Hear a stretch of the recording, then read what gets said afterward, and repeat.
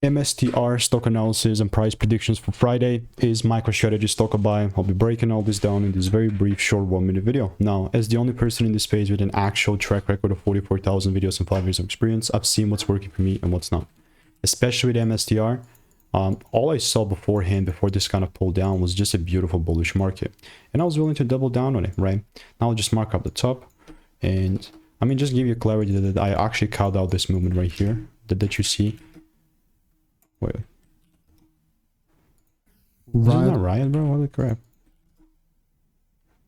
Oh yeah, here's MSTR. A sort of shift or confirmation. Right, it was 378. I was aiming for 408, and not only did we deliver, we reached like 455. Now, if you ask me about the long side, I'll be very real with you and tell you that the only thing that's gonna make me long is a proper double break, 30-minute chart or 1 hour chart about 416. If I do not see that, then I'm not buying. Really, you know, that's really doesn't get simpler than that. So that's how MSTR is looking like. All I'm doing in the meantime is I'm just waiting for rules to be met. And if you want to stay tuned and get my money making emails and insights, click the first link in the description and I'll see you in the next one.